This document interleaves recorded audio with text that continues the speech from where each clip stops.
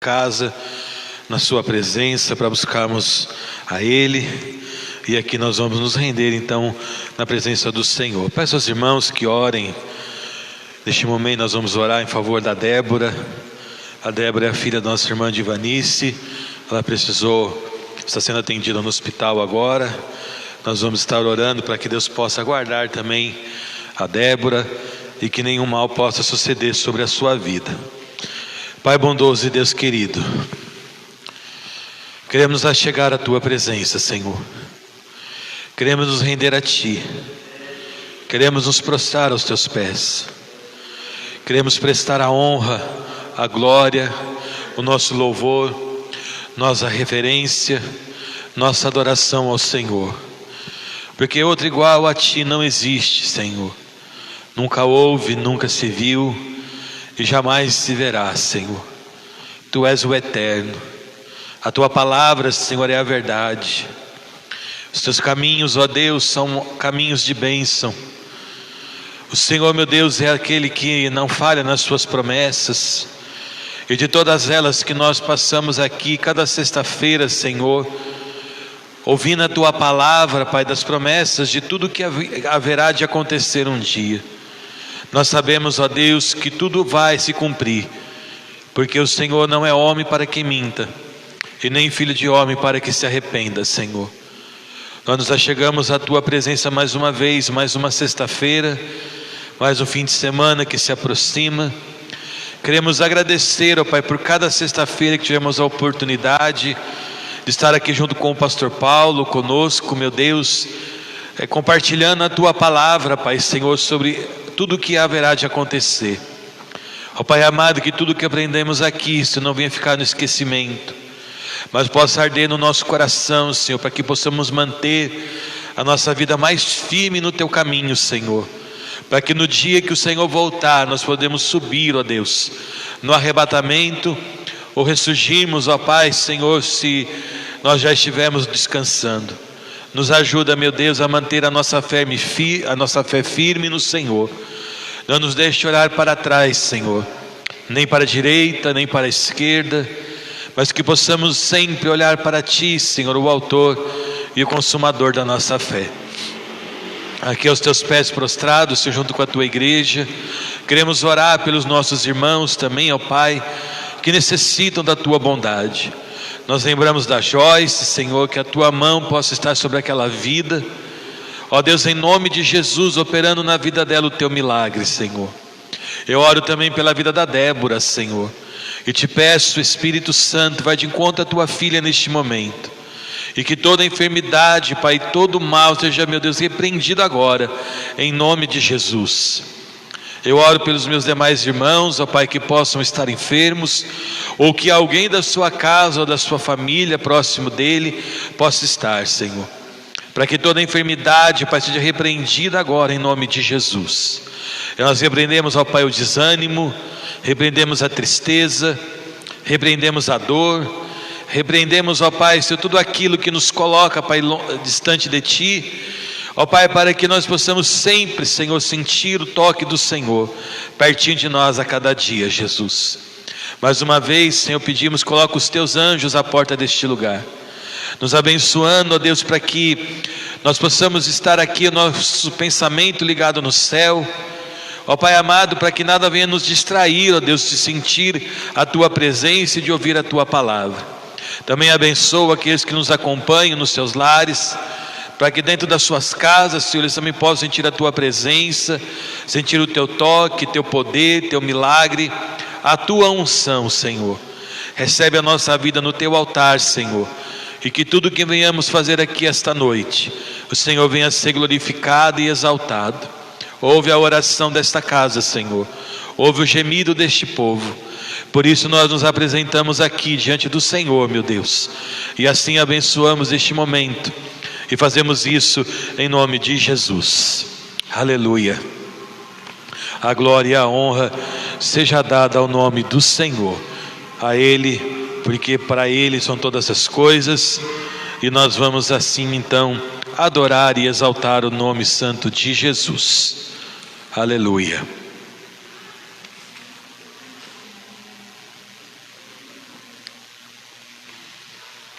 Vamos louvar o hino 525.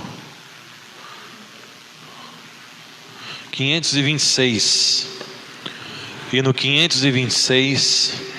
Depois nós faremos a leitura da palavra. Depois eu vou convidar a Gemima para louvar o nome do Senhor com o hino. E nós vamos tirar os dízimos e as ofertas.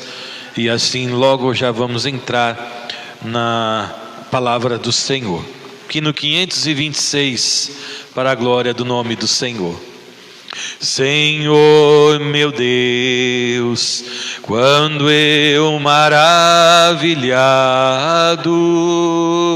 contemplo a tua imensa criação, a terra e o mar e o céu todo estrelado, me vem falar da tua perfeição. Então minha alma canta a ti, Senhor,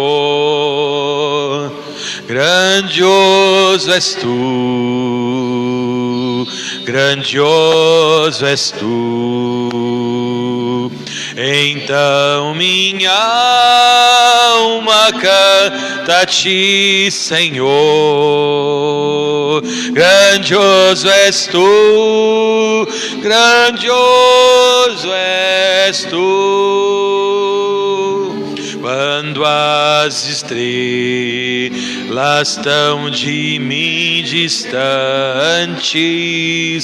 vejo a brilhar com vívido esplendor, relembro, ó Deus, as glórias cintilantes que meu Jesus deixou por meu amor.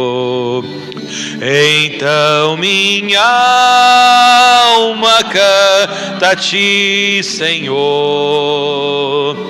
grandioso és tu, grandioso és tu. Então minha alma canta a ti, Senhor, grandioso és tu, grandioso és tu. Olho as florestas murmurando ao vento, e ao ver que tu plantaste cada pé, recordo a cruz, o lenho tão cruento, e no teu filho afirmo a minha fé. Então minha alma canta a ti, Senhor, canta ao Senhor, ó alma, grandioso és tu, grandioso és tu. Então minha alma canta a ti, Senhor, grandioso és tu, grandioso és tu. E quando penso que tu não poupaste teu filho amado por amor de mim, meu coração que nele tu ganhaste transborda, ó Pai, de amor que não tem fim. Então minha alma canta a ti, Senhor, grandioso és tu, grandioso és tu. Então minha alma canta a ti, Senhor, grandioso és tu, grandioso és tu. E está chegando a hora, quando Cristo amado meu voltando, vier do céu o povo seu buscar no lar eterno, quero jubilando a tua santa face contemplar. Então minha alma canta a ti, Senhor, grandioso és tu, grandioso és tu. Então minha alma canta, diga, Senhor, grandioso és tu, grandioso és tu. Aleluia, glórias a Jesus. Vamos fazer a leitura da palavra, queridos. Primeiro livro de Samuel, capítulo 19. Vem cá, Anis, fazer a leitura, não? Aleluia. Vem cá, Bruna. Livro de 1 Samuel, capítulo 19. Vamos ler a palavra de Deus. Vem cá então, Mari. Primeiro livro de Samuel, capítulo 19. Logo em sequência, a irmã Gemima louva a Jesus. E nós já vamos assim entregar no altar do Senhor os nossos dízimos e as nossas ofertas ao Senhor.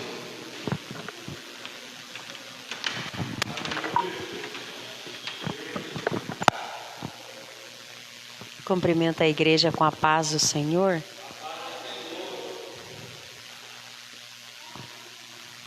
Falou Saul a Jonatas, seu filho, e a todos os servos sobre matar Davi.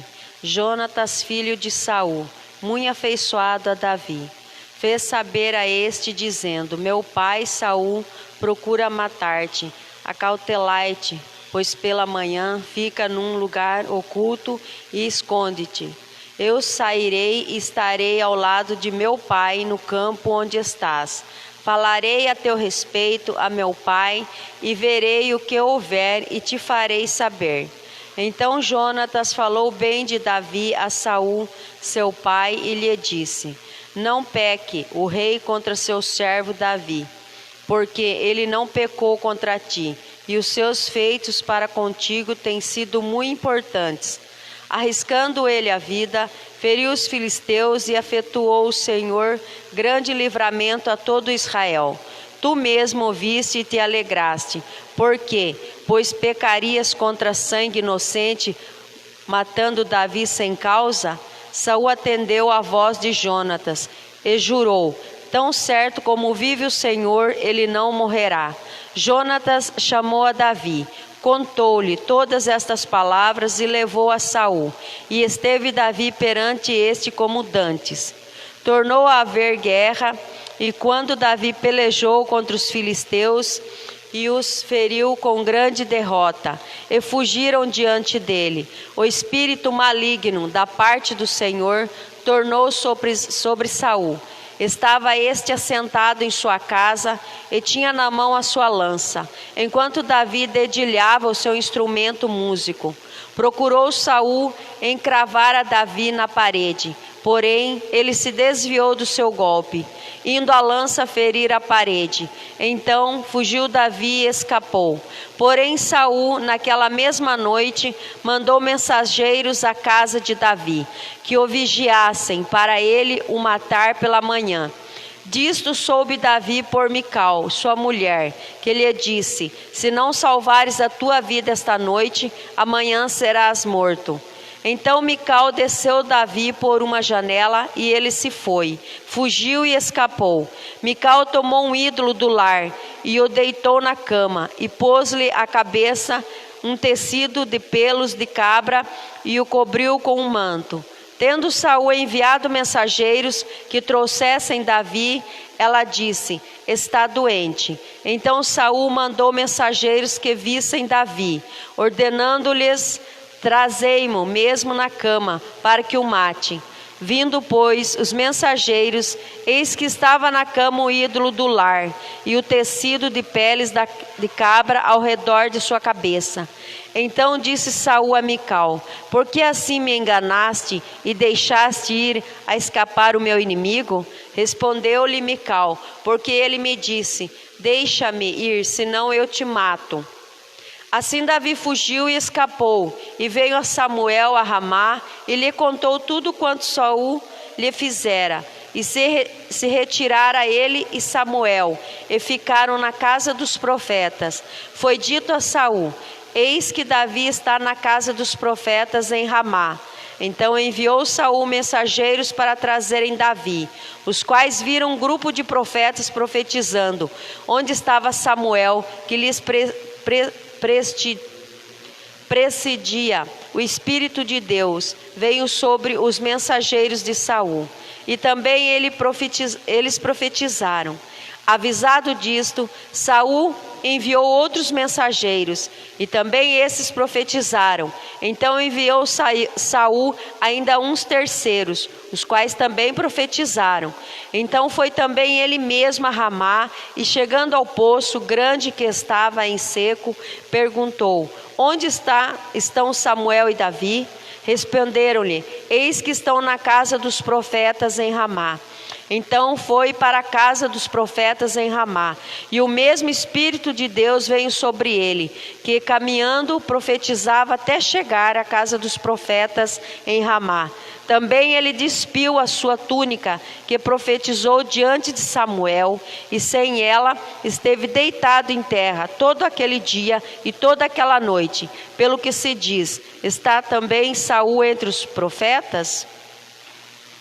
Amém. Aleluia, glória a Deus. Vamos orar, queridos, vamos consagrar nossos dízimos, as nossas ofertas. Na sequência, a irmã Gemima já vai louvar Jesus, e aí nós já vamos então entrar no estudo dessa noite. Feche seus olhos. Deus eterno e bondoso, nosso amado Pai, santo, santo, santo é o teu nome. Neste momento queremos, ó Deus, consagrar os dízimos, as ofertas que serão depositadas no teu altar, Senhor. Pela tua infinita graça, misericórdia e amor, continua abençoando os teus filhos, Senhor, para que nada falte sobre a sua mesa, sobre sua casa, para a sua família. Também de todos que estão acompanhando aqui, nós queremos abençoar seus lares e repreender, ó Pai, todo o mal em nome de Jesus, Senhor. Recebe, ó Deus, como uma oferta, como uma gratidão, como a fidelidade do teu povo nesta noite. Assim, ó Deus, nós abençoamos este momento e fazemos isso em nome de Jesus. Amém? Irmã Gemima, louvando o nome do Senhor.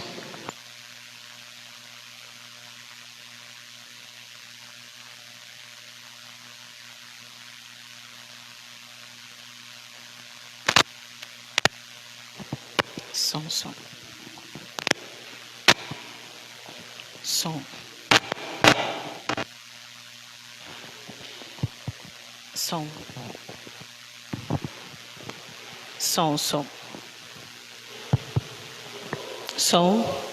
Só da igreja com a paz do Senhor. Amém. Vamos louvar o Senhor.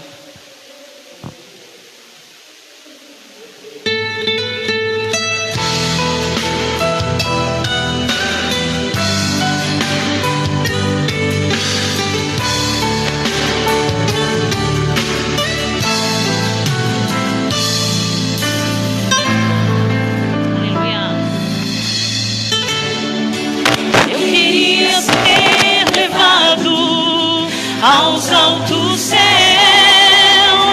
e contemplar toda a glória que preparada está para os santos. Aleluia, Jesus. Andar nas ruas de ouro, conhecer os meus irmãos que por amor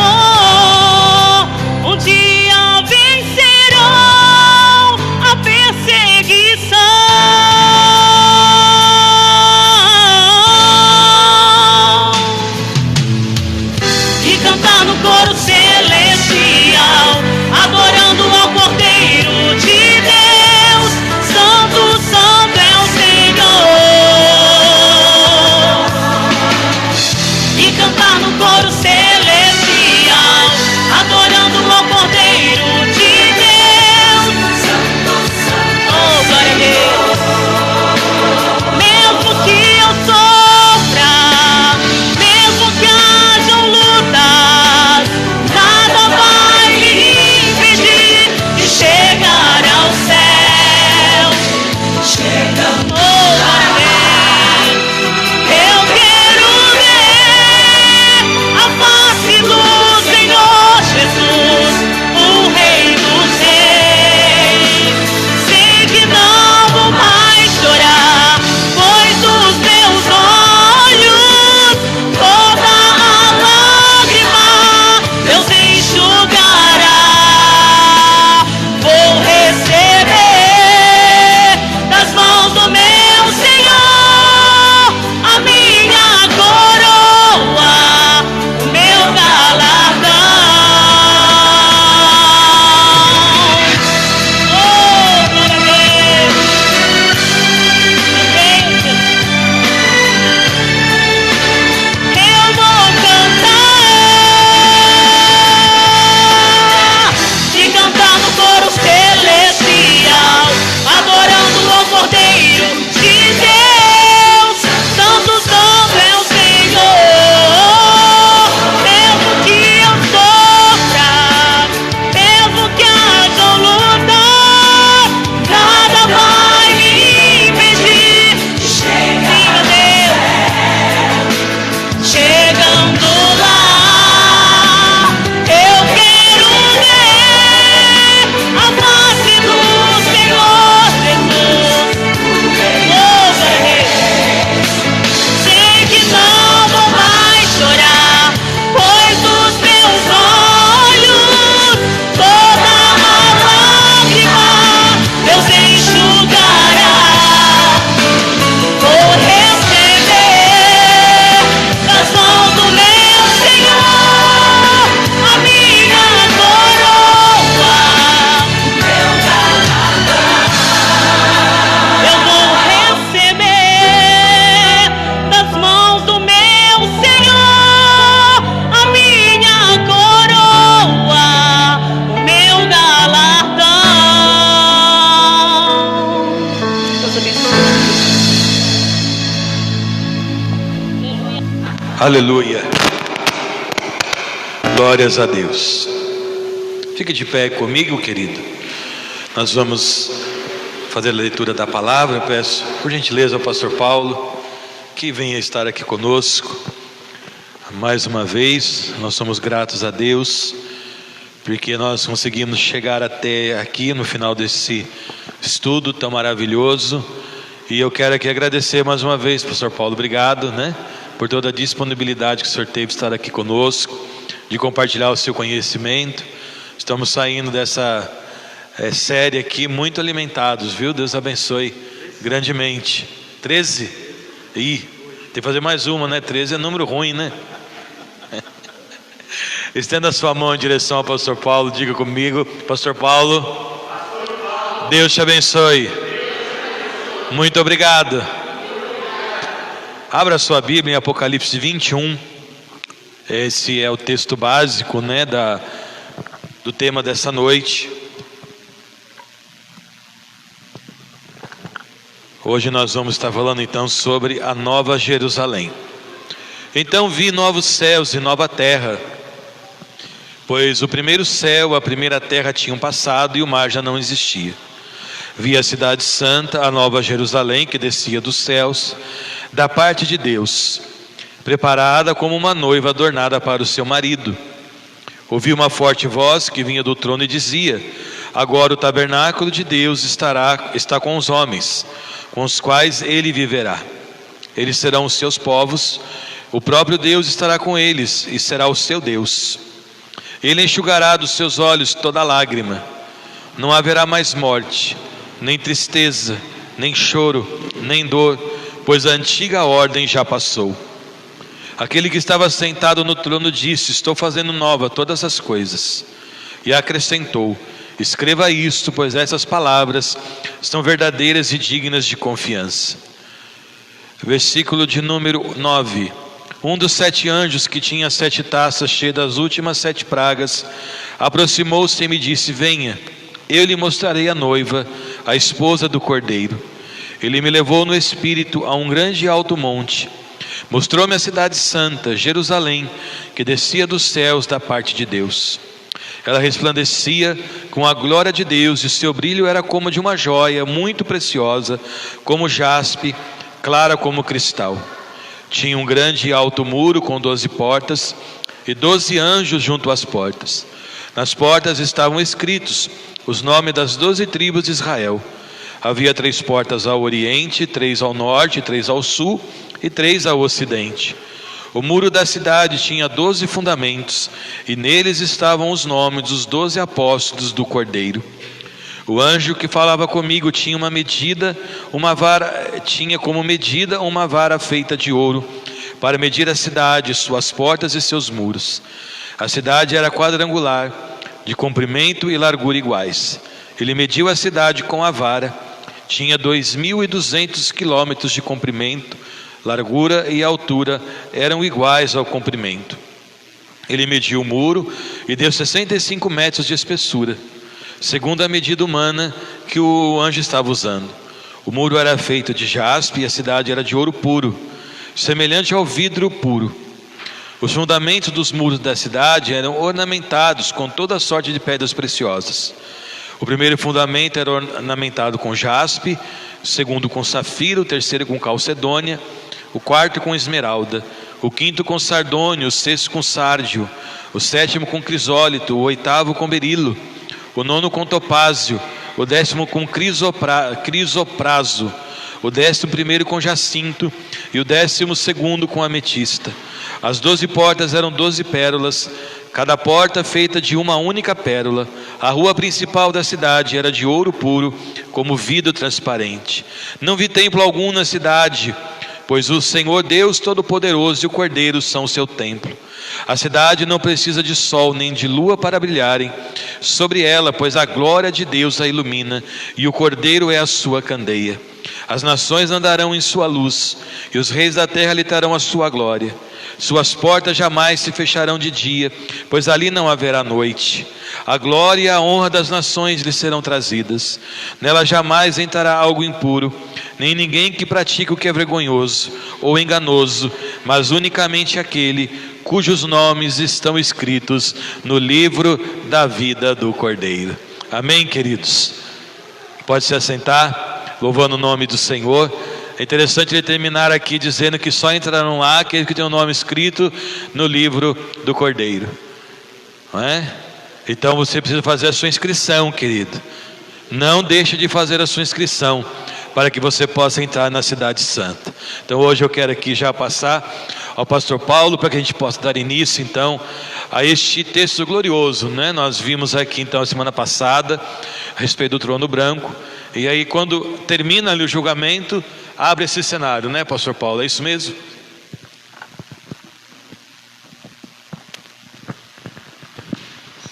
Amém. Graça e paz, queridos. Amém. Deus abençoe. Paz do Senhor. Paz do Senhor a todos.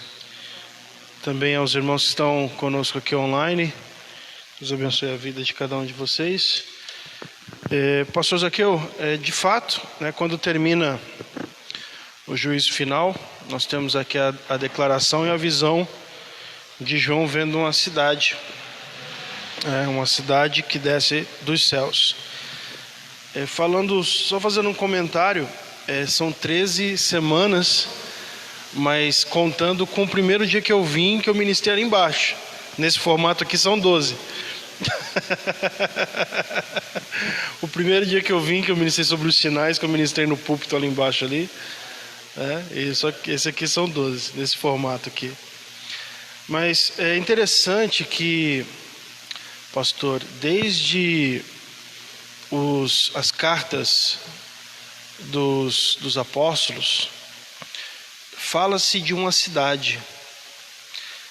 fala-se da espera de uma cidade. Inclusive, o autor aos Hebreus, ele cita que os patriarcas, eles esperavam por uma cidade.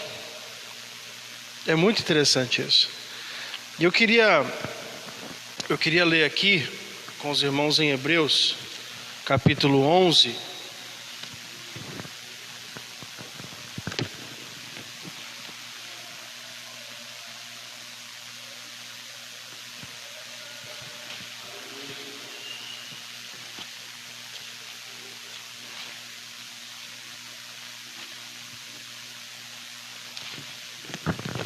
Hebreus capítulo 11,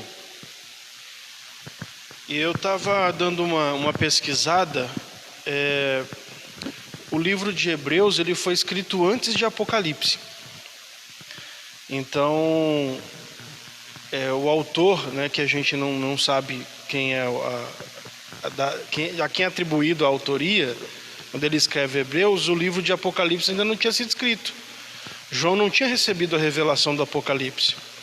Mas ele fala o seguinte, aqui no capítulo 11, no verso de número 8, ele fala assim: pela fé, Abraão, sendo chamado, obedeceu, indo para um lugar que havia de receber por herança, e saiu sem saber para onde ia.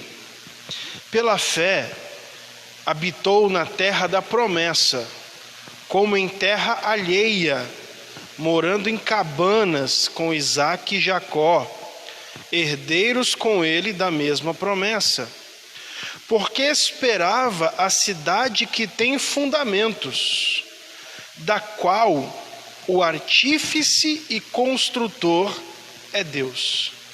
Então olha a revelação que o autor de Hebreus aqui está tendo, sendo que a revelação do Apocalipse ainda não tinha sido dada a João.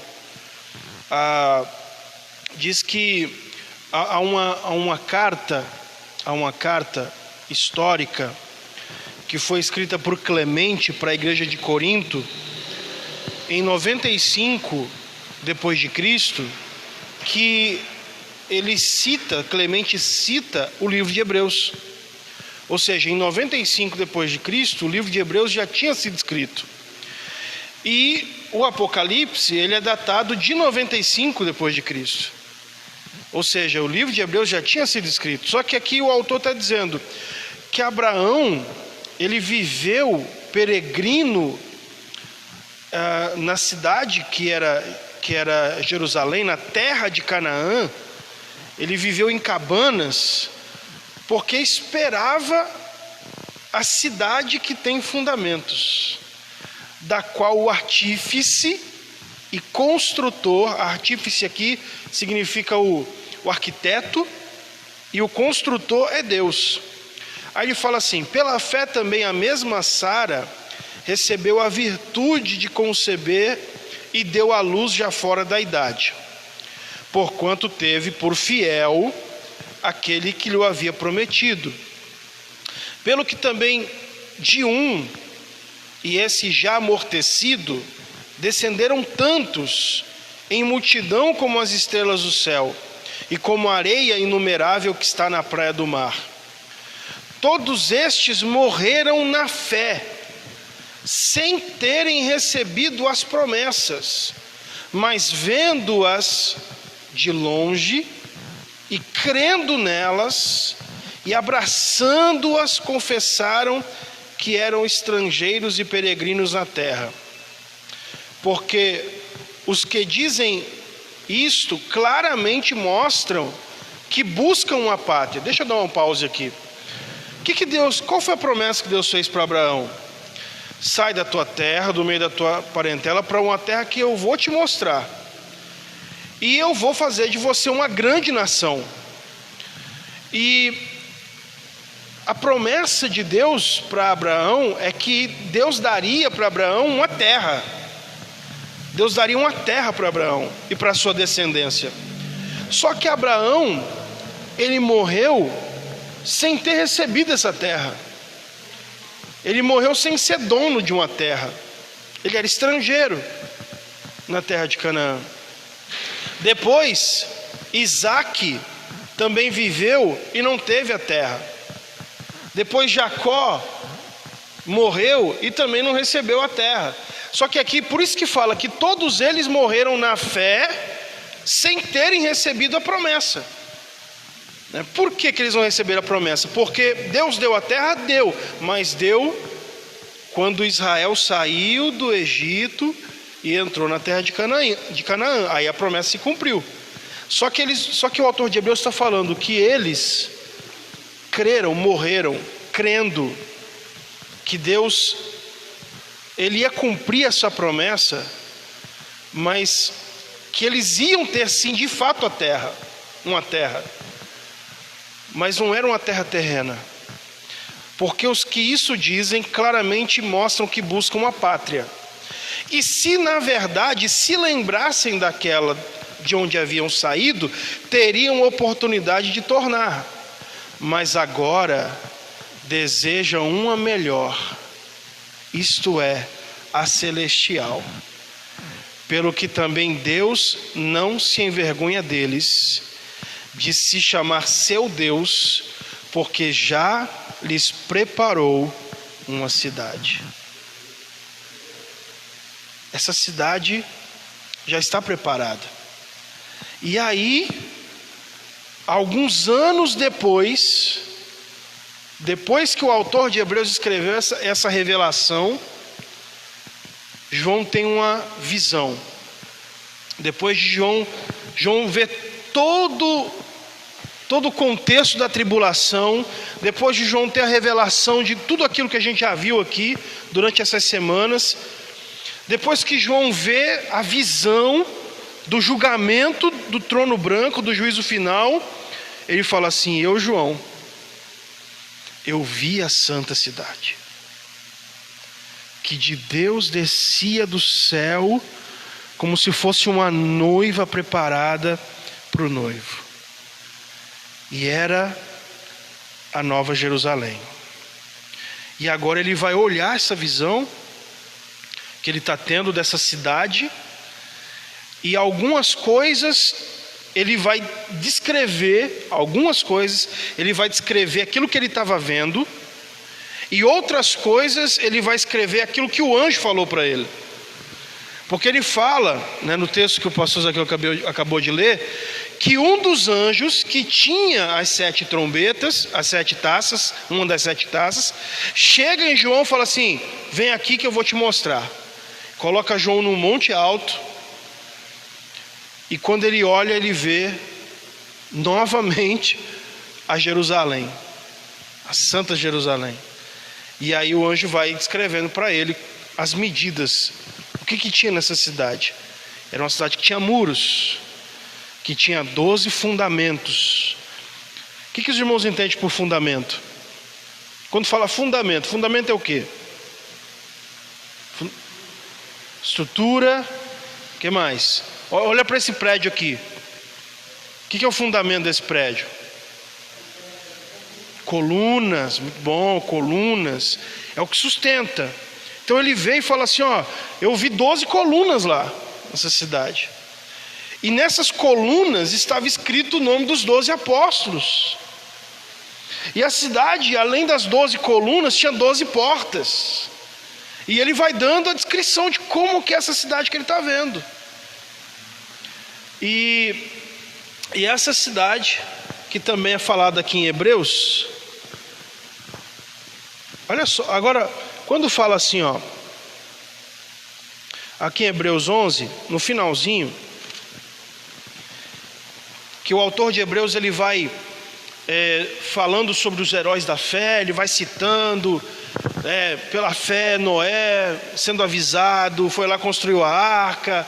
Depois ele vem falando de Moisés, ele vem falando de todos aqueles que estão aqui na galeria dos heróis da fé.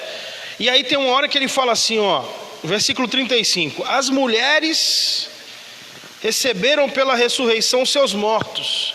11:35 de Hebreus. Uns foram torturados, não aceitando o seu livramento, para alcançarem uma melhor ressurreição. Foram torturados. e outros experimentaram escárnios e açoites, e até cadeias e prisões. Veja que o autor de Hebreus aqui está falando dos santos passados, certo? Dos patriarcas. Foram apedrejados, 37, cerrados, tentados, mortos ao fio da espada, andaram vestidos de peles de ovelhas e de cabras, desamparados, aflitos e maltratados, homens dos quais o mundo não era digno, errantes pelos desertos e montes, pelas covas e cavernas da terra. E todos estes, tendo tido testemunho pela fé, não alcançaram a promessa. Que promessa é essa? De uma cidade, de uma terra. Eles não alcançaram. Todos esses, tendo testemunho, tido testemunho pela fé, eles não alcançaram a promessa de ter uma pátria.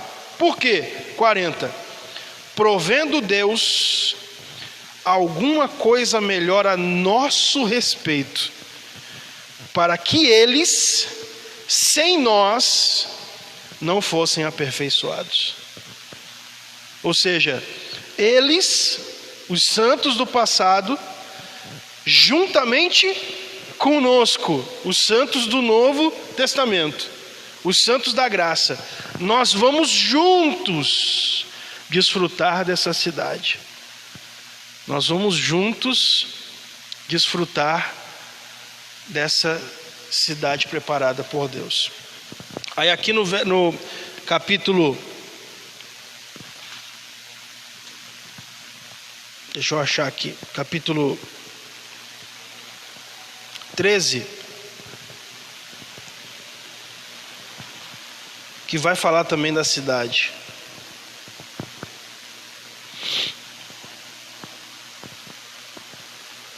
Capítulo 13. Achei. Capítulo 13, verso 11. Porque os corpos dos animais, cujo sangue é pelo pecado, trazido pelo sumo sacerdote para o santuário, são queimados fora do arraial. Por isso também Jesus, para santificar o povo, pelo seu próprio sangue, padeceu fora da porta. Saiamos, pois, a ele fora do arraial, levando o seu vitupério, porque não temos aqui cidade permanente, mas buscamos a futura. O autor está dizendo assim, olha, assim como os animais do Antigo Testamento eram mortos fora, Jesus também foi sacrificado fora do templo, lá no Gólgota. Portanto, nós precisamos levar essa mensagem, precisamos levar o Evangelho, levar essa boa notícia, porque nós não temos cidade aqui permanente, mas buscamos a futura, a cidade futura. Então essa é a nossa, é o destino final, é o destino final. E outro detalhe, pastor, eu já vou dar um espaço para o senhor falar também. É que nós, quando olhamos para Nova Jerusalém, vamos lá para Apocalipse, voltar para Apocalipse 21. Quando nós olhamos para a descrição da Nova Jerusalém, alguns textos que estão aqui descritos sobre essa cidade só são entendidos, porque assim, nós entendemos que a Nova Jerusalém é o estado eterno. Entendemos que a Nova Jerusalém é o ponto final, é a eternidade, é o lugar que nós vamos morar. Novo céu, nova terra e a Nova Jerusalém. Mas existem textos aqui que nos remetem para o milênio, que nós só conseguimos entender esses textos no período do milênio. Por exemplo, aqui no capítulo 22, fala assim, capítulo 22, verso 2: no meio da sua praça e de uma e da outra banda do rio estava a árvore da vida, que produz 12 frutos dando seu fruto de mês em mês, e as folhas da árvore são para saúde das nações. Aí, nações? Se vai ter um único povo lá na Nova Jerusalém, se vai ter um povo só, como é que aqui está falando que as folhas da árvore da vida são para a saúde das nações? Então, nós entendemos, existem alguns eruditos e estudiosos do Apocalipse, da escatologia, que dizem que a Nova Jerusalém, ela estará sobre a Jerusalém terrena no período do milênio. E os salvos arrebatados, a igreja arrebatada, terão acesso, porque estão num corpo glorificado, à Nova Jerusalém e a Jerusalém terrena. A Nova Jerusalém sobre a Jerusalém terrestre. Por isso que fala, por isso que diz aqui,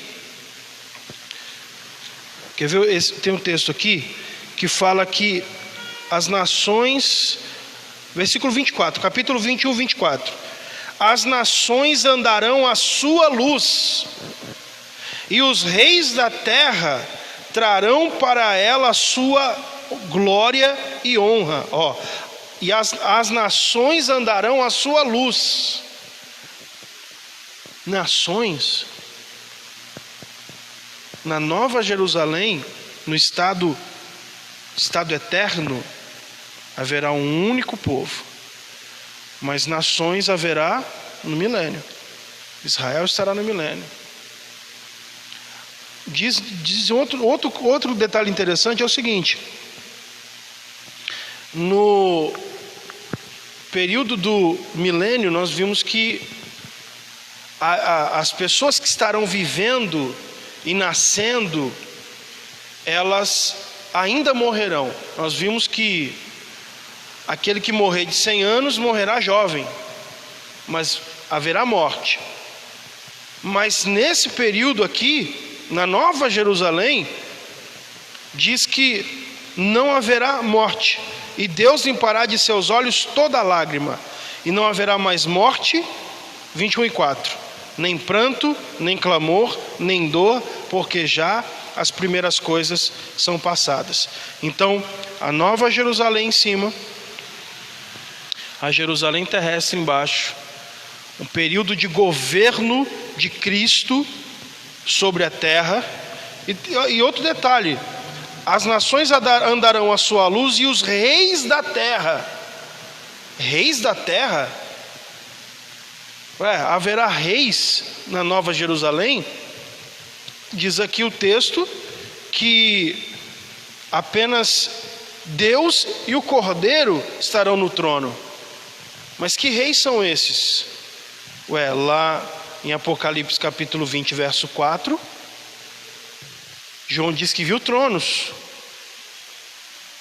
Ele fala, vi tronos, e assentaram-se sobre eles, esses tronos, aquele a quem foi dado o poder de julgar. Então, reis é no milênio. E quem que vai reinar no milênio? Quem são esses reis no milênio? É a igreja. A igreja terá um papel de liderança, de governo. São esses, por isso que fala, e os reis, as nações andarão à sua luz, e os reis da terra, é a igreja, trarão para ela a sua glória e honra. Então, nós começamos a entender que a Nova Jerusalém, ela estará presente no milênio. Porém, após o julgamento, aquela terra passa, haverá um novo céu, uma nova terra e a cidade celestial. Vai notar isso, né? Então, assim que acaba, né, o julgamento do trono branco, tudo isso daqui vai passar. Sim. Né, pastor Paulo? Então, isso aqui, por isso que ele diz assim, né? eis que faço nova todas as coisas. E o texto diz, a primeira ordem já passou. Então nós vamos começar então neste momento a viver um período novo. E é interessante, pastor Paulo, porque a gente vai observar nessa questão da Nova Jerusalém, porque lá em Atos capítulo 7, do versículo 48 a 50, Estevão diz que o Altíssimo não habita em casas feitas por homens, não é? E nós vamos ver também no mesmo livro de Hebreus dizendo que todo o tabernáculo terreno era cópia do tabernáculo celestial, não é? Então é interessante a gente poder entender isso, que Deus ele prepara tudo para que ele possa novamente, né, habitar junto com o homem, que era o plano original, né, quando se iniciou ali no Éden. Então a Nova Jerusalém ela também traz esta coisa. Então veja que não há nenhuma referência do que é que vai acontecer daqui para frente. A nossa revelação, né, ela para aqui, não é? Verdade. A gente fala do milênio, a gente fala de todas as coisas e vai chegar aqui. Daqui para frente não tem mais revelação. É verdade. A gente não faz a mínima ideia, né, de como vai ser daqui desse ponto aqui para frente. Como nós vamos viver, como que nós vamos, né, o que nós vamos fazer, né, o que será isso? Então não há, né, nenhuma revelação com relação a essa colocação. Mas a gente olha, né, o texto, pastor Paulo, que nós lemos de Apocalipse, falando da glória, né, a respeito desta cidade. E eu gostaria aqui de citar com o pastor, para que é um texto muito conhecido, que é Ageu capítulo 2, do versículo 6 ao versículo 9, né? Todos nós cantamos, né? A glória da segunda casa será maior que a da primeira. E aí a gente olha para esse texto, já virou tema de congresso, é tema de muita coisa.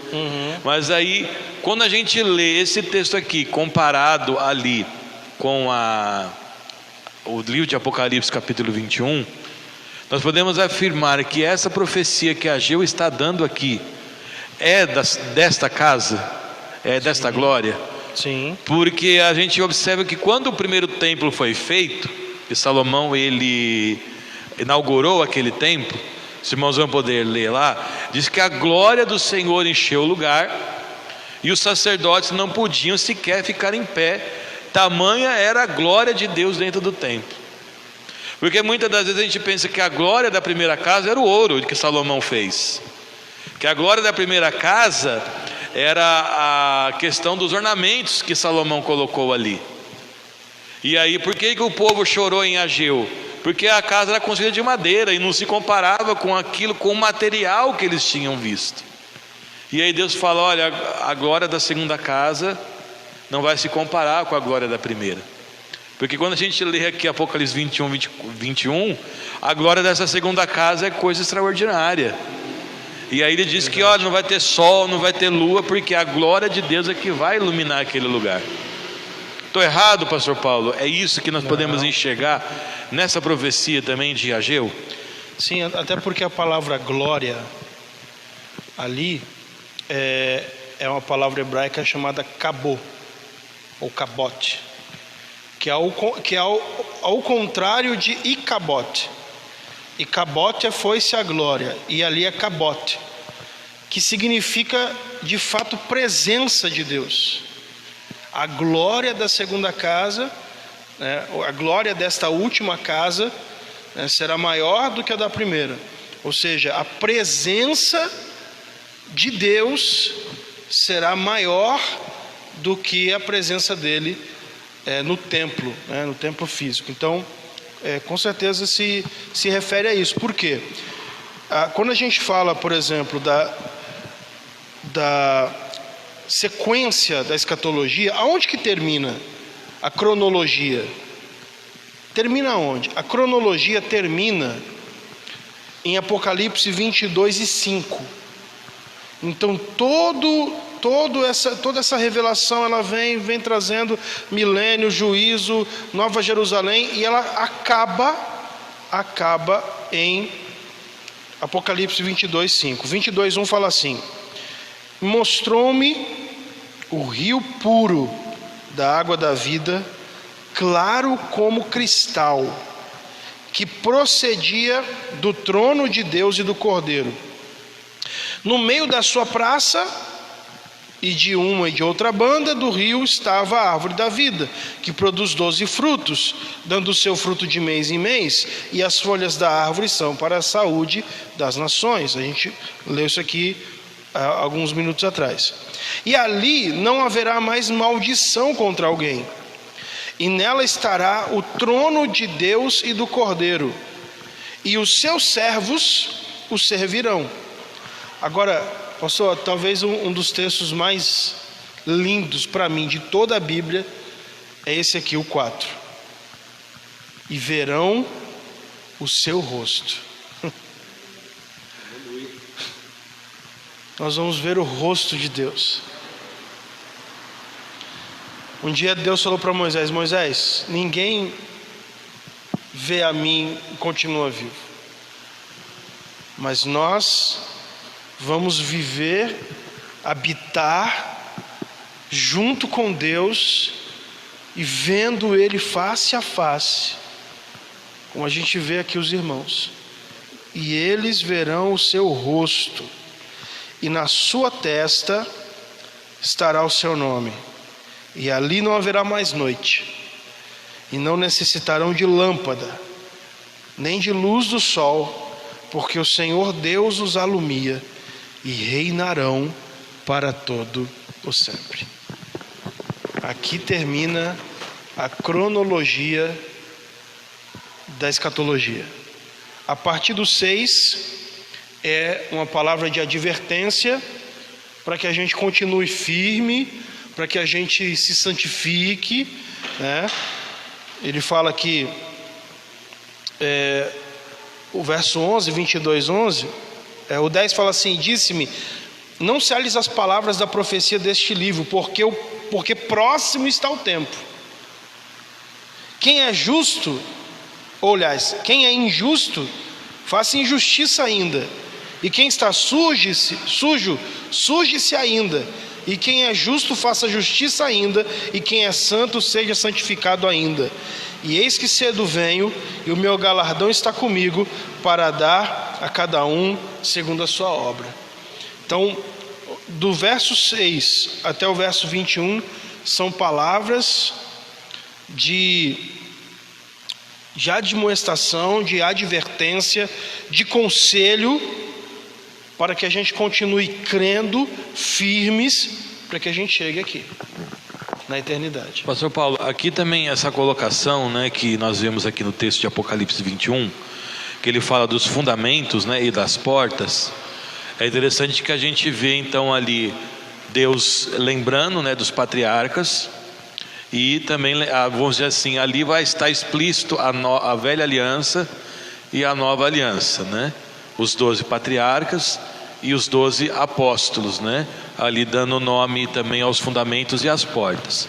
A Bíblia diz que Deus ia fazer de ambos os povos um só, não é? E aí é interessante essa colocação que João coloca aqui, quando ele fala, né? Vem que eu vou te mostrar a noiva do Cordeiro, né?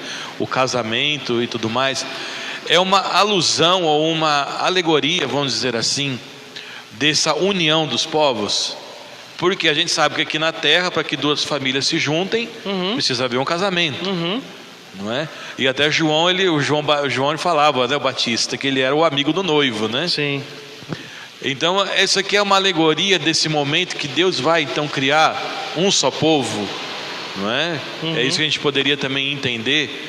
E aí essa questão de ele fazer essa lembrança, né, dos 12 patriarcas, dos 12 apóstolos, como fundamento dessa cidade. Sim. Representa isso. Com certeza. Aí ele fala, né, uma nova era, um novo começo. É a união das duas alianças, né?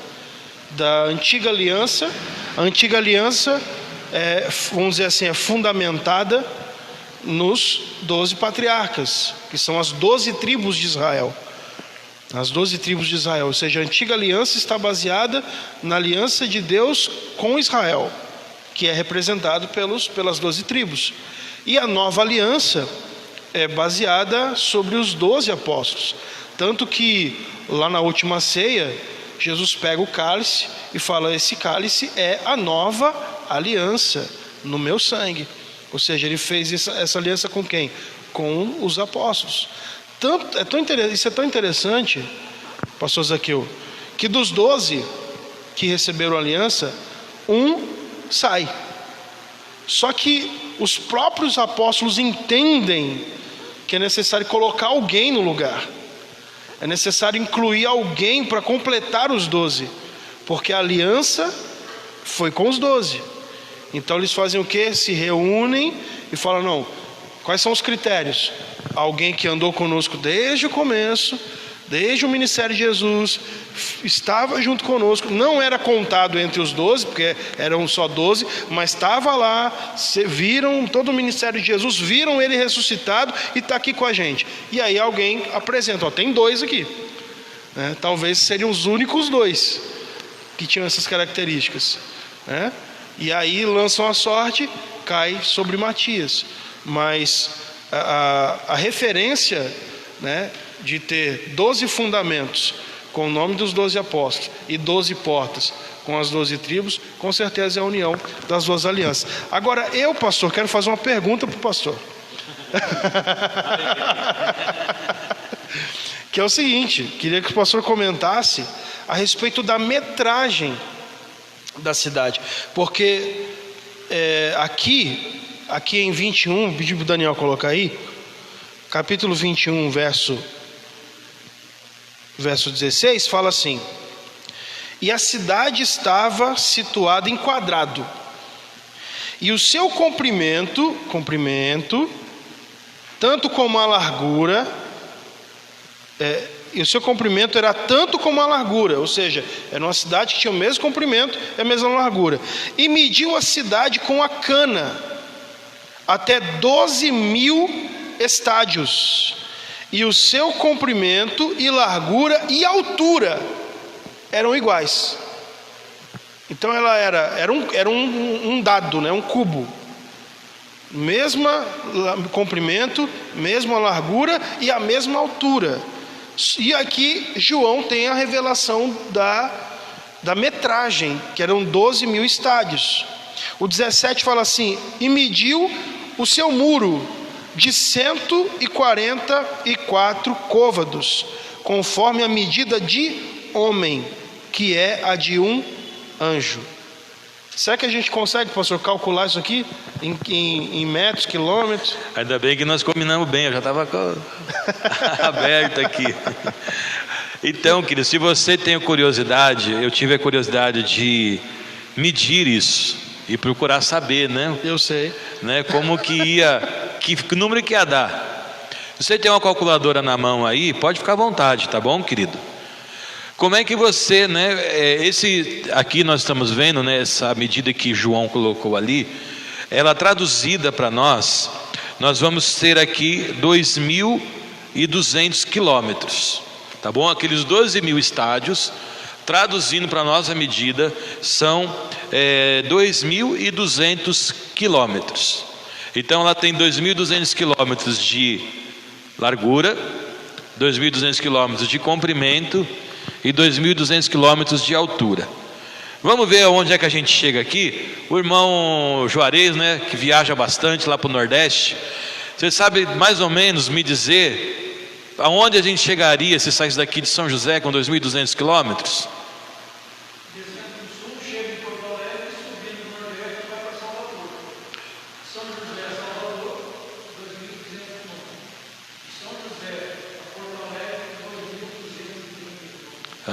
Então eu tive aqui a curiosidade, também eu gostaria de citar, 2.200 quilômetros é mais ou menos a distância de sair de São Paulo e viajar até Aracaju.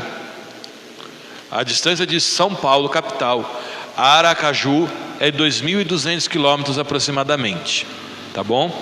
Então se você quiser fazer aí a medida quadrada, como que se calcula o metro quadrado? Você multiplica um pelo outro, correto? Então se você pegar aí 2.200 quilômetros de comprimento e 2.200 quilômetros de largura, serão 4.840.000 quilômetros quadrados, tá bom? Você pode calcular aí na sua calculadora, tá bom? Então nós estamos falando de 4.840.000 quilômetros quadrados. Se essa cidade existisse no mundo de hoje, tá bom? Ela seria o 7º maior país do mundo, ok? Ele seria o maior do que a Índia, por exemplo. Isso em extensão de terra, tá bom? Então os irmãos entendam que se você multiplicar a quilometragem quadrada, seria o 7º país do mundo no mapa de hoje, né? Maior do que a Índia. Agora você tem que entender que essa cidade também tem 2.200 quilômetros para cima, né? E alguém aqui sabe como é que você faz, por exemplo, para calcular a metragem cúbica? Se você já teve curiosidade de ver a sua conta de água, ela vem lá marcada a metragem cúbica, né? Você paga o metro cúbico de água, não é? O que é o metro cúbico? É você calcular a largura, o comprimento e a altura, tá bom? Então se você quiser ir calcular 2.200 quilômetros vezes 2.200 quilômetros vezes 2.200 quilômetros, nós vamos chegar aqui ao número impressionante de 10.648 milhões de quilômetros cúbicos.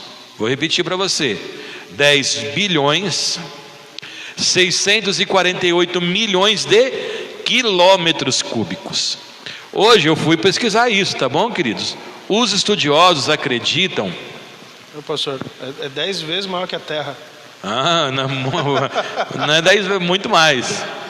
Os estudiosos acreditam que a Terra tem, hoje, né, 1 bilhão, a Terra tem 1.400 bilhões de metros cúbicos. Não são quilômetros, são metros. Uau!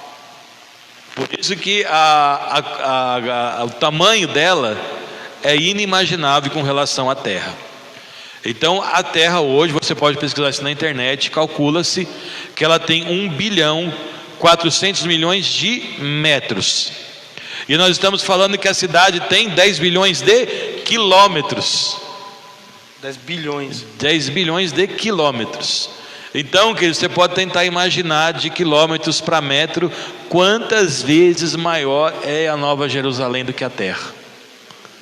Milhares de vezes. Essa é a conta. E aí, pastor, assim, a gente vê João dando essa medida. Eu acho que talvez, como ele fala que é a medida de homem, é algo que fosse algo para a gente ficar aqui como a gente ficou agora. Uau! Para a gente ficar impressionado, não é? Com o tamanho disso. Então veja, querido, o tamanho daquilo que Deus tem preparado para mim e para você. Se você acha a terra grande demais, imagina o tamanho da Nova Jerusalém. Se você acha que a terra é um mundão, não é, gigante demais, imagina o que é um lugar milhões de vezes maior do que a terra. É isso que a palavra de Deus está nos dizendo, não é? Daquilo que Deus criou para nós. Então, queridos, essa cidade gloriosa que João diz aqui, eu confesso que ele vai falando alguns nomes de joias aqui que eu nunca ouvi falar na minha vida. Se alguém conhece essas joias aí, mostra pra gente. Eu nunca ouvi falar de várias dessas joias, né? Então veja o que é que tem. E ela é de ouro. Ela tem muro de 65 metros de largura. 65 metros, queridos. Você pode imaginar o que é isso?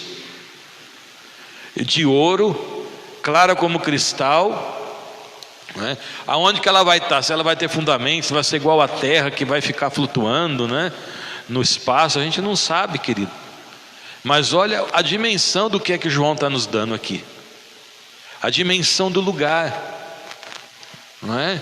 Hoje a gente observar que ela é milhares de vezes maior do que a terra. São números impressionantes, querido. Quando a gente olha assim, 12 mil estádios, a gente não faz nem ideia o que é isso, né? Será que é um puxadinho, né, que Deus mandou fazer? Não, querido, é um negócio grandioso, maravilhoso, assim, inigualável. Glória a Deus, pastor, glória a Deus. E é interessante assim, ela tem essa metragem por causa da altura, né? Por causa da altura.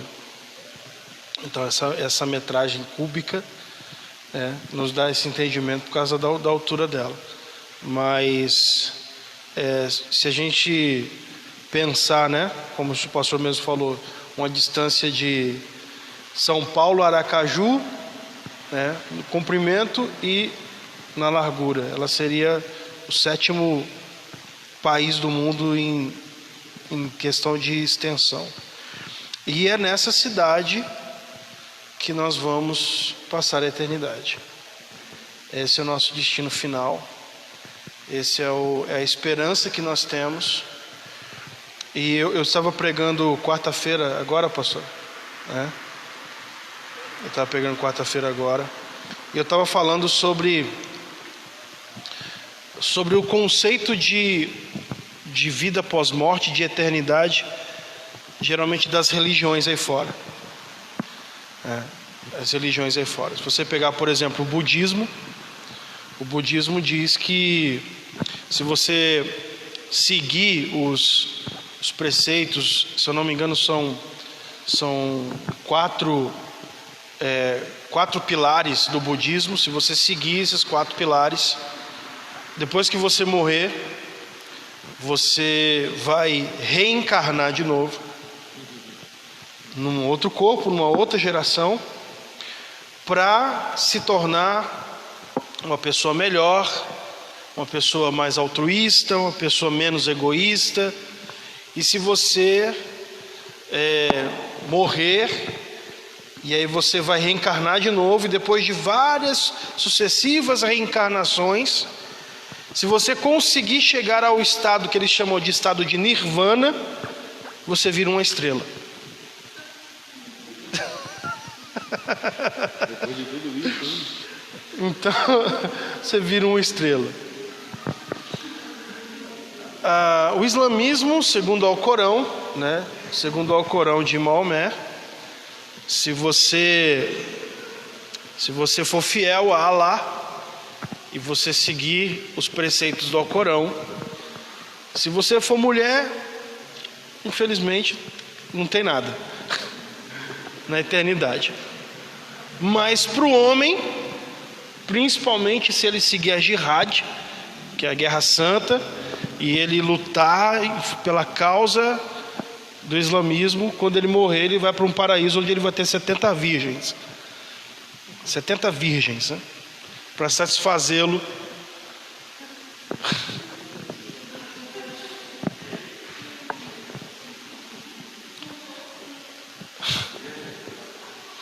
E depois dizem que a Bíblia é machista, né?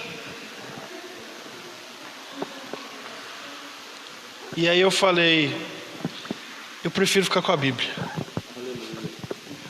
Eu prefiro ficar com a Bíblia. Nós cremos que estamos aguardando o arrebatamento. E aí eu vou deixar uma última palavra final, né? Estamos aguardando o arrebatamento. Estamos aguardando a volta de Cristo. Precisamos permanecer firmes, fiéis a Deus. Como o próprio Jesus, essas últimas palavras aqui de Apocalipse 22 para João são palavras do próprio Cristo. É o próprio Jesus que está falando com João. E eu vou encerrar citando as palavras aqui de Jesus. Apocalipse 22 fala assim,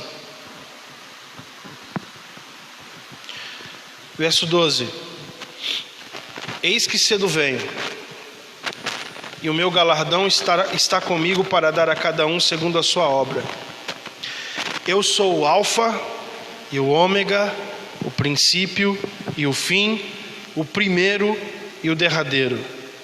Bem-aventurados aqueles que lavam as suas vestiduras no sangue do Cordeiro, para que tenham direito à árvore da vida e possam entrar na cidade pelas portas. Ficarão de fora os cães, os feiticeiros, os que se prostituem, e os homicidas, e os idólatras, e qualquer que ama e comete a mentira. Eu, Jesus, palavras dele, enviei o meu anjo para vos testificar estas coisas nas igrejas. Eu sou a raiz e a geração de Davi, a resplandecente estrela da manhã. E o Espírito e a esposa dizem: vem. E quem ouve, diga: vem. E quem tem sede, venha. E quem quiser, tome de graça da água da vida. Porque eu testifico a todo aquele que ouvir as palavras da profecia desse livro, que se alguém lhes acrescentar alguma coisa, Deus fará vir sobre eles as pragas que estão escritas nesse livro. E se alguém tirar quaisquer palavras do livro dessa profecia, Deus tirará a sua parte da árvore da vida e da cidade santa que estão escritas nesse livro. Aquele que testifica essas coisas diz: certamente cedo venho. Amém. Ora vem, Senhor Jesus. Que possamos estar firmes. Aleluia. Eu quero também deixar aqui minhas considerações finais. E também o texto que nós pulamos aqui na leitura de Apocalipse 21, que diz o versículo 6 ao versículo de número 8. Disse-me ainda: está feito. Eu sou o Alfa e o Ômega, o princípio e o fim. E quem tiver sede, darei de beber gratuitamente da fonte da água da vida. O vencedor, querido, o vencedor herdará tudo isto. Eu serei o seu Deus e ele será meu filho. Mas aí ele repete, aqui o que foi dito também no capítulo 22. Os covardes, os incrédulos, aqueles que não acreditam nas palavras deste livro, os depravados, como nós temos visto hoje em dia a depravação da humanidade, os assassinos. Ufa, não matei ninguém, mas Jesus disse, nós já falamos isso, leia o Sermão da Montanha, quem é que é considerado assassino? Os que cometem imoralidade sexual. O que é imoralidade? É você perverter tudo aquilo que Deus fez como natural, não é? E você pode ler Romanos capítulo 1, quando Deus diz que Ele entregou os homens às suas próprias paixões, homens se inflamando com homens e mulheres com mulheres. Os que praticam feitiçaria, os idólatras e todos os mentirosos. O lugar deles não é na cidade santa, na Nova Jerusalém. O lugar deles é no lago de fogo, que arde com enxofre. Esta é a segunda morte. E aí eu termino aqui dizendo, no versículo 27, nela jamais entrará algo impuro. Por isso que o pastor leu ali, que lavam as suas vestes no sangue do Cordeiro, porque é só o sangue de Jesus nos purifica para que possamos entrar nessa cidade. Lá também não vai entrar ninguém que pratica o que é vergonhoso ou enganoso, mas unicamente aqueles cujos nomes estão aonde? Escritos no livro do Cordeiro. É por isso que eu disse aqui no começo, tem que fazer a sua inscrição. Se hoje alguém viesse aqui no Dom Pedro I e dissesse para tu: olha, vamos ter sorteio de casa própria, é só fazer sua inscrição e você vai participar de um sorteio. Todo mundo ia correndo lá, fazer a sua inscrição. E aqui está para você, querida, essa linda cidade, um lugar maravilhoso, para que nós possamos morar. E quem é que vai entrar? Quem tiver o nome escrito no livro do Cordeiro. A pergunta é: o seu nome já está lá? Você já fez a sua inscrição? Pastor, onde é que eu faço? Lá na prefeitura? Tem que passar na onde? Lá no Palácio do Governo? Tem que mandar um link, um e-mail? Aonde que eu faço? Você faz lá aos pés do altar do Senhor Jesus Cristo, quando você reconhece a Ele como seu único e suficiente Salvador, se arrepende dos seus maus caminhos e do seu pecado. Nesse momento Jesus escreve o seu nome no livro da vida. Amém, queridos? Já estamos passando das 9. Eu quero abrir, como nós sempre fizemos, pela última vez nesse tema, alguns irmãos que queiram fazer alguma pergunta, tirar alguma dúvida. essa é a sua chance, essa é a sua hora. Eu não vi, se os irmãos puderem me ajudar, o Daniel aí, eu não vi nenhuma pergunta na live. Se tiver, me passa por favor. Algum dos irmãos gostaria? Pois não, Mari?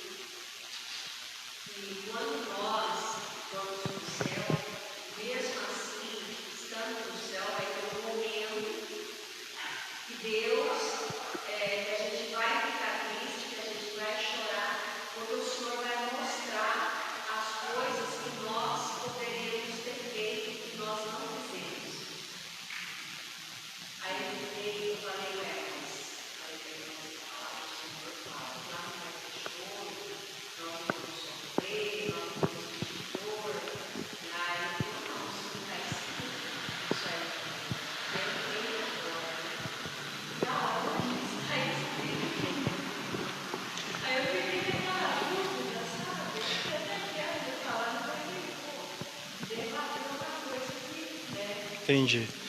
Na verdade, assim, talvez ele estivesse se referindo, né, quando a irmã cita essa fala de nós teríamos lembrança de algo que nós deveríamos ter feito e não fizemos. Talvez estaria se referindo ao tribunal de Cristo, porque no tribunal de Cristo nós seremos julgados para entrega de premiações, para entrega de galardões.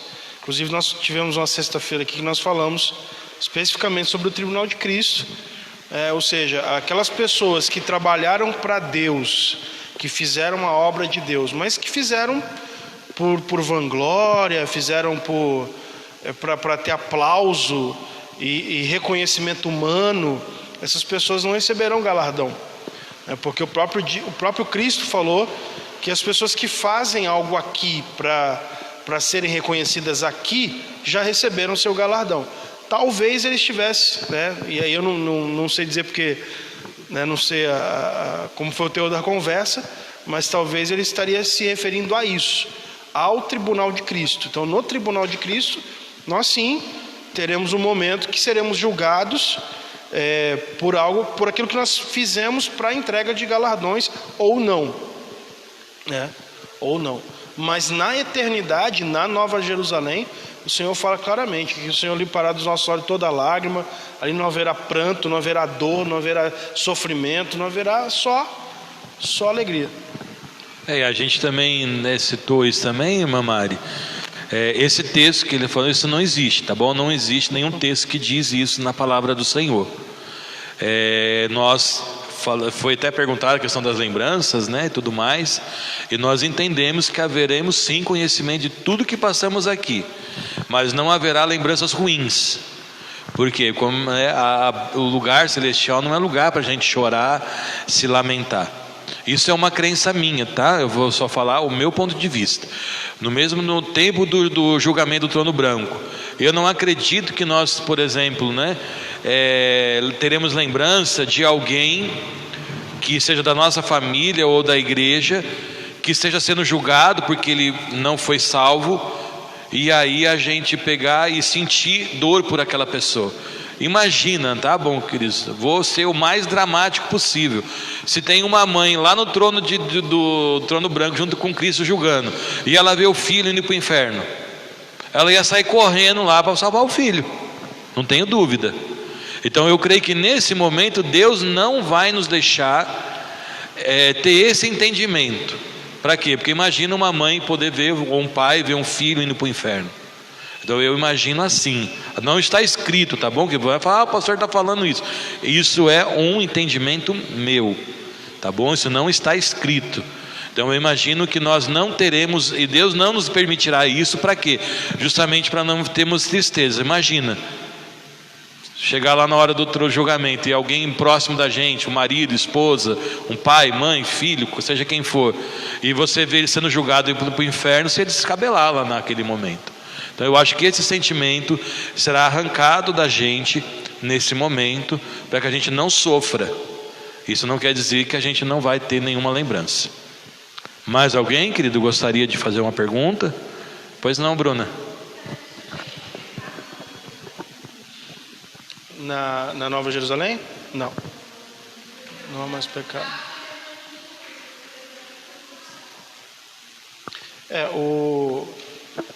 Até o momento do milênio, o diabo ele ainda será solto para tentar as pessoas que nasceram no milênio.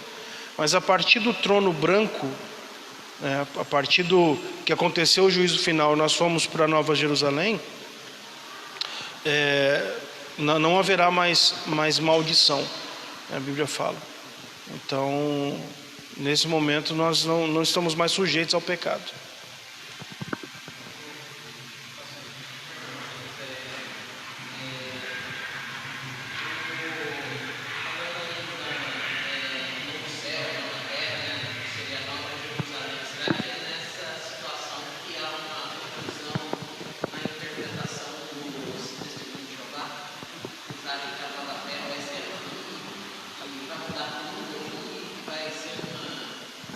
Sim. A interpretação deles é de que nós vamos viver eternamente na terra, né? A terra passará por uma purificação e que nós viveríamos para sempre aqui na terra. Mas o texto que nós lemos aqui claramente que a cidade é no céu, ou seja, nós lemos o texto de Hebreus que eles aguardavam uma cidade que tem fundamentos, do qual Deus é o arquiteto e o construtor, que está nos céus. Então nossa esperança está nos céus, não na terra. Exatamente.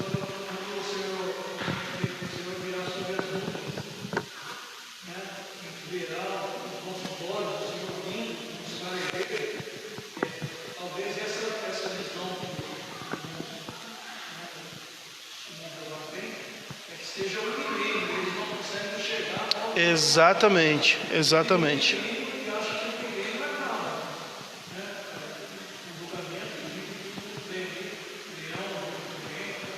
Uhum. Mas eles não conseguem chegar a essa sequência que é para viver eternamente uma Jerusalém celestial.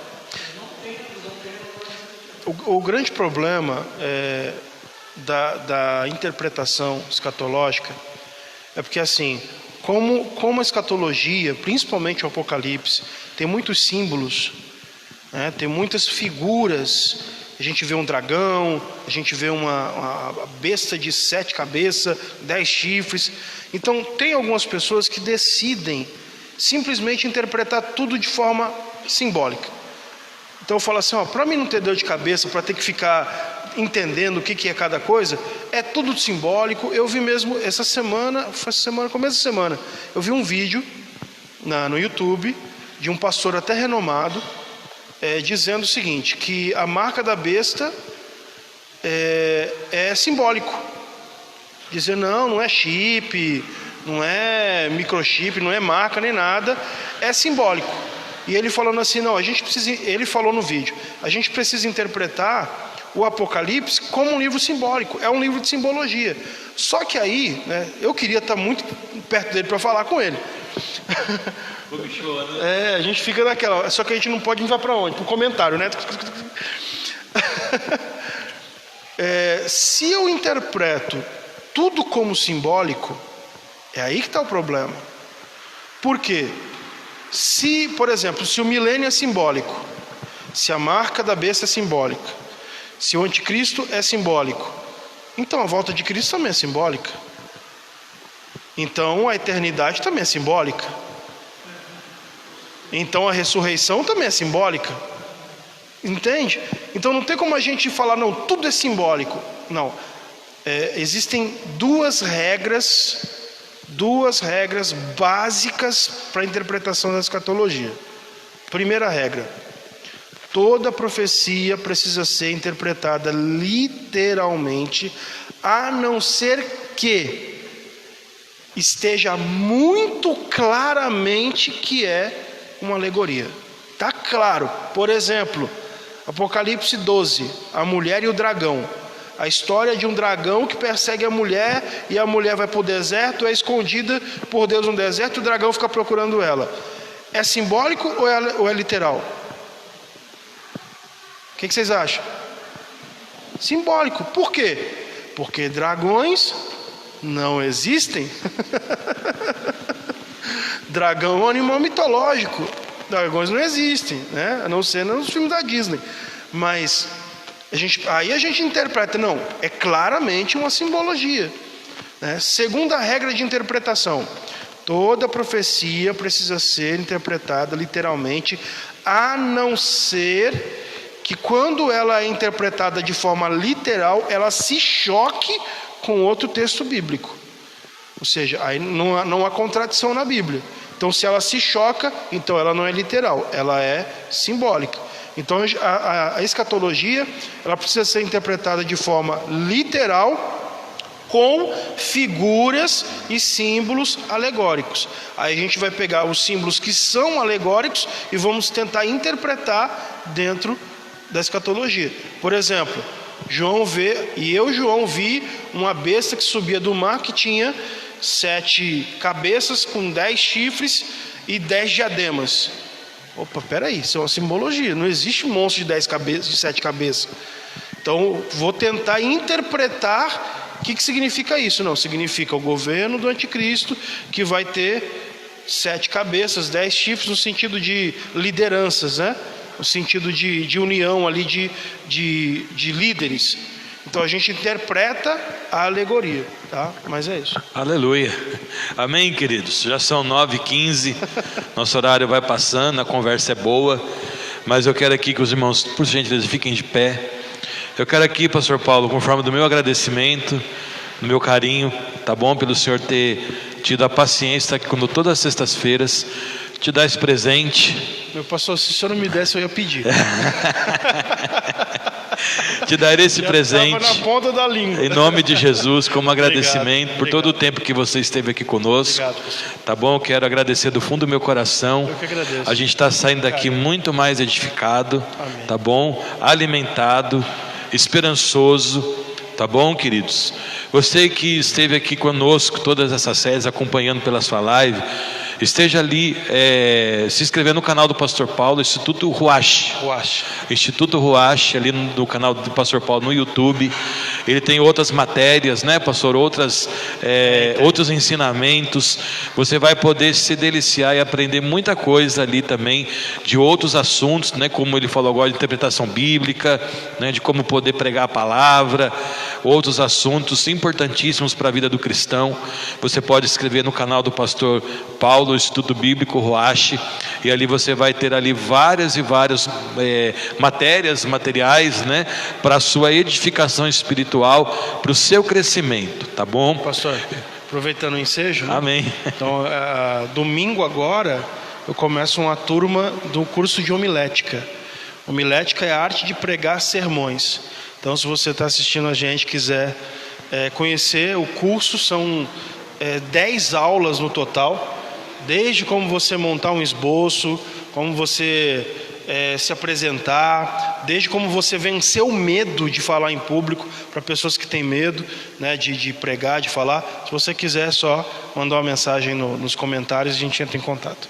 É isso aí, aproveita, que depois quando o pastor falar assim, vem pregar, irmão. Ah, pastor, eu não sei, tenho vergonha, não sei como é que faz. Aí, ó, está a ferramenta na mão aí, você vai poder aprender a procurar, a como preparar um sermão, um estudo, a preparar a palavra do Senhor para trazer aqui. Então você pode também depois ver todas essas 13 sextas-feiras que passamos aqui, 13 sextas-feiras, meu Deus do céu, é um negócio meio esquisito aí, né? Vamos fazer mais uma só para não dar 13, né? Uma vez eu conheci um rapaz que vendeu um carro para o meu patrão, o carro era 13 mil. Aí você não põe 12.990. Então, queridos, você vai poder ver todos esses estudos que nós passamos aqui essas 13 sextas-feiras em nosso canal no YouTube. Se inscreva lá, AD Dom Pedro I, e você vai poder pegar desde o início, quando nós começamos a falar dos sinais, até essa última aula de hoje. Estenda a sua mão à direção ao pastor Paulo mais uma vez. E se você está contente por toda a sexta-feira que nós passamos aqui aprendendo essa gloriosa palavra, diga comigo: pastor Paulo, Deus te abençoe. Deus abençoe seu ministério. Deus abençoe a sua família. Amém. Obrigado, pastor, do fundo do meu coração. Obrigado. A gente aproveitar o senhor até o último instante. Ora pra gente. Amém. Ministra a bênção apostólica. Amém. Tá bom? E mais uma vez, do fundo do nosso coração, nós agradecemos por todas essas sextas-feiras que o senhor teve aqui. A gente pôde se deliciar e desfrutar do conhecimento aí que o senhor tem da palavra de Deus. Obrigado. Deus abençoe. Eu agradeço. E se você quiser entregar a sua vida a Jesus, eu vou fazer uma oração e escreve nos comentários, tá? Escreve nos comentários aí desse vídeo, dizendo: estou voltando para Jesus, ou estou aceitando Jesus como Salvador, e o pastor Zaqueu, juntamente com a sua equipe, vai entrar em contato com você, tá? Então escreve aí: estou voltando para Jesus, estou me reconciliando com Cristo, para que você possa também fazer parte dessa igreja, desse povo que vai morar na Nova Jerusalém. Pai, em nome de Jesus, nós queremos te agradecer, Senhor, te louvar, Senhor, por essas semanas, por essa série em que passamos estudando, Senhor, aquilo que o Senhor já tem preparado e reservado para o teu povo. Senhor, te peço que o Senhor dê força, que o Senhor dê graça, dê ânimo, que o Senhor sustente a vida de cada um dos teus filhos, para que nós possamos nos manter firmes até o final, na esperança da promessa, Senhor, da Nova Jerusalém, que é o nosso destino final.